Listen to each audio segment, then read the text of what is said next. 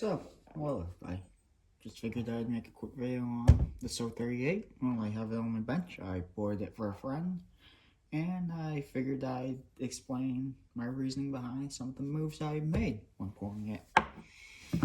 This is just a cylinder that can't go on the saw. It's got some chrome in it that's missing, and it's just worn out. This piston in the cylinder came with this saw. I don't know if you can hear it, but there's a fair bit of wobble in the piston, so I use it just to show why I do when porting, and just as an aid to help explain to people why I do what I do. So these saws, the 038 Supers, these Supers aren't that bad, but the Magnums are, but these are a pretty short stroke saw compared to 372, 044, or 046. One of the things to keep in mind when pouring these is that it is a short saw, so you gotta change your blowdown. You can't run super long blowdown like I tend to run on most saws. The other thing you gotta watch out for is your actual intake port size. I don't know if you can see that, but it's a pretty small intake port for a 70cc saw. You gotta keep it consistent, and the other thing is this weird shape. You can't actually hog this out to be a circle like on the 372. You have to keep it like that because of the intake boot. One of the other things that you really want to do is I really hog out the lowers just to help increase the crankcase volume, but I also add fingers so that I can still use all of that extra volume and get all of that extra charge.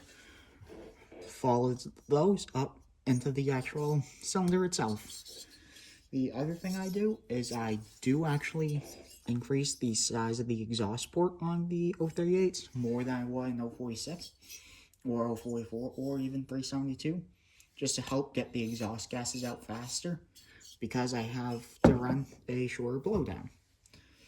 One of the other main things to keep in mind is on these saws,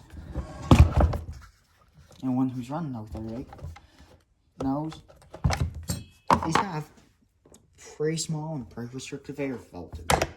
So you can't really push these saws if you're running a stock air filter like you would a 044 or 046. I use those as examples because they're very similar saws in displacement. The 044 is the exact same displacement as an 038. The 044 is just newer and has a better air filtration setup, and you can push them a lot harder. The other thing to keep in mind is that one of the reasons I don't crank compression up on 038s is, one, the 038 Supers and a lot of the Magnums don't have decompression releases. And these starters and these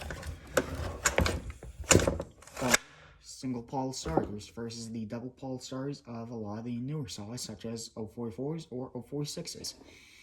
I do believe there is a way to convert these to a double pole starter, but with that in mind, they do wear out starter poles fairly fast due to that, and you can't crank the compression. Another big thing to keep in mind with these is they've got a very small fuel tank. These fuel tanks are significantly smaller than on an 044 or an 046 or a 372 or a Echo 7310. Any of the new saws will blow this saw out of the water when it comes to the amount of work you can do on one tank of fuel. The thing about these though is they might be heavy, they might have poor air filtration compared to new saws, and they might not be the newest, lightest, fastest saw available, but they're very good saws. They're very reliable. My personal 038 has had tons of work done to it, and it's never left me in a situation where it won't start on me. It always starts, it's always reliable, and they cut really well.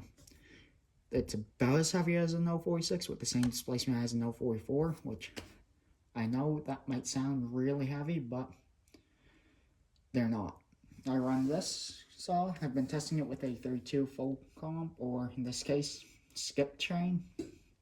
Right now I've got a 4/4 pitch skip chain on it, Oregon EXL, or EXJ technically because it's skip, and it runs very well with it. It will pull a 32 inch all day long. I would not recommend running a 36 on it. I would recommend getting one of these clutch covers, the oversized clutch covers, if you're running anything over about 24. It's not required, but it just helps clear the chips out of these saws much faster, which these saws do need help with. You can run full wraps on them. I've run full wraps on my personal one for a little while. You can run the 046 or 044 full wrap. You can buy them off of eBay, Duke Saw Shop. I believe Wolf Creek Saw might even have some. And I just run the Holtz Foreman ones. They are a little bit softer. The plastic isn't quite as good, but they hold up just as well.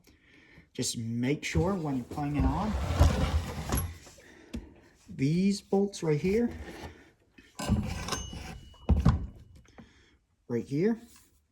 make sure you use the short bolts. If you accidentally put the long bolts in there, it will pop through the fuel tank, and you will ruin your fuel tank. These fuel tanks are getting harder to find, and if you look closely, a lot of them do have some, it's not really cracking, but it looks like there's a bunch of micro cracks in it.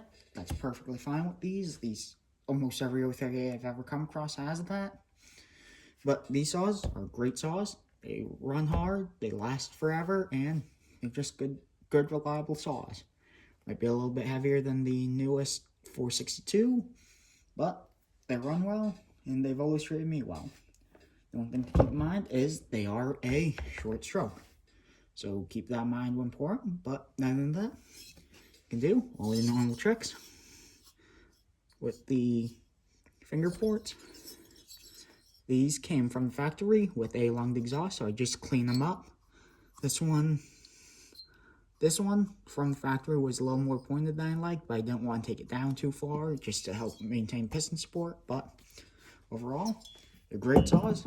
They run forever, whether it's the 038, 038 Super, or 038 Magnum. Magnum 1 or Magnum 2, they're all great saws. They all run great. And that's really all I have for today. Just figured I'd make a quick video on it while it's on my bench. I'm going to try to get some video of it cutting tomorrow if possible, but I might not be able to because I gotta get this off to my buddy. Right now I'm in the winter rush before winter, trying to get a bunch of people's saws out to them, get them ported, get them broken in and tested, make sure they run well. So that's why you're seeing so many different videos, or shorts I should say. But try and crank out some saws, and once snow starts flying, they'll slow down and I'll be able to make a lot more benchtop videos. Hopefully it's a mild enough winter where I can still get some video of me cutting in different situations with some of these saws I do, but at either case, I'll get plenty of shorts out for you guys of these things revving up just to see what they do and just so you guys can see what I'm working on. But other than that, that's really all I got for you guys today. Please stay safe, have fun, and have a great night. Thank you guys for watching. I appreciate it.